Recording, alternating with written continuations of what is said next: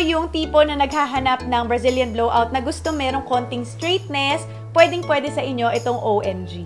Hello! It's Lolly! Welcome back to my channel. So for today's video, guys, i-review natin itong Brazilian blowout by OMG Oh My Girl. Kung gusto niyo malaman kung paano siya ginagamit at ano ang resulta, please keep on watching! Lollipop, lollipop, oh, lolly, lolly, lolly, lollipop. Boom, boom.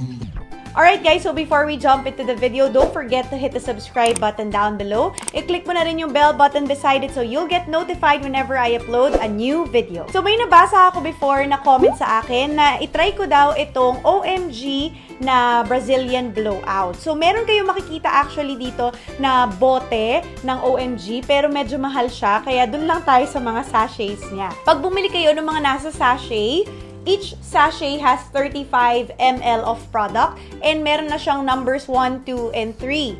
Number 1 is your clarifying or your purifying shampoo.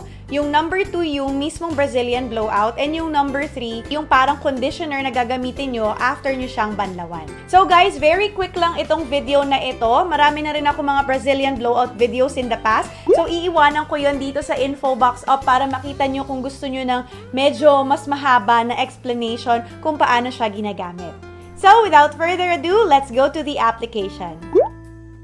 Step 1 is your purifying shampoo. First is shampoohin nyo muna yung hair ng 2 beses para matanggal yung mga previous residue dun sa mga commercial conditioners and yung parang oil sa ating buhok matatanggal siya. So, i-expect nyo na kapag gumamit kayo ng purifying shampoo, medyo magganit na yung buhok nyo at mahirap na siyang suklayin. Next step is you towel dry the hair and isa-section na natin siya in preparation for the Brazilian blowout. Step 2 ay ito ng keratin treatment nila. And napansin ko na ang onti pala talaga ng 35 ml. Kaya sa ganito kahaba na buhok, hindi siya actually kasya. Pero pinilit ko na lang siyang magkasya dahil ito lang ang meron ako. Section the hair starting from the nape going up at i-apply nyo siya evenly sa hair nyo. Make sure na sinusuklay nyo siya using a fine tooth comb para hindi siya super saturated.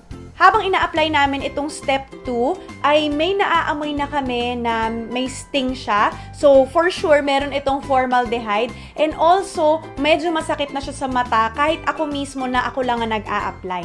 Mapapa-OMG ka talaga habang nilalagay mo siya sa buhok mo kasi ang sakit niya sa mata.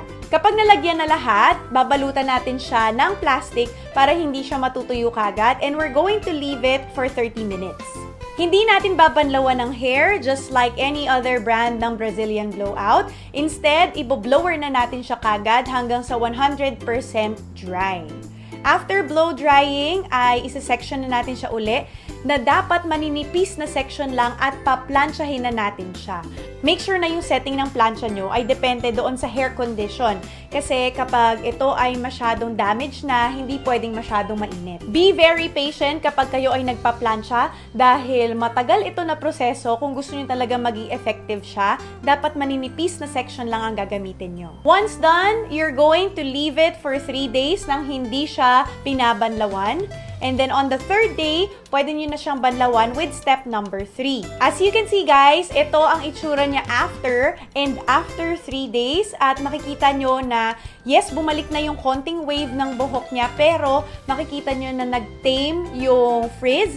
Medyo nabawasan yung pagiging curly ng buhok and also malambot siya. The only downside, I think, is yung sting niya. So, kapag kayo nagbo-blower, gumamit kayo ng cold setting para hindi rin lalabas yung fumes nung formaldehyde niya. Pero kasi sabi nga nila, yung formaldehyde na nakakatulong para medyo magkaroon ng straightness kasi nape-preserve niya yung ginawa mo doon sa pagpaplansya. If you want to get your own OMG na Brazilian blowout, I will be leaving the link kung saan ko siya nabili online. And pwede nyo rin siyang itry kung gusto nyo. Kung kayo yung tipo na naghahanap ng Brazilian blowout na gusto merong konting straightness, pwedeng-pwede sa inyo itong OMG. So that's it for this video. I hope you like it. If you have any questions or suggestions, please leave it in the comment box below and I'll see you next time. Don't forget, smile! There's always a reason to be happy. Bye! Oh,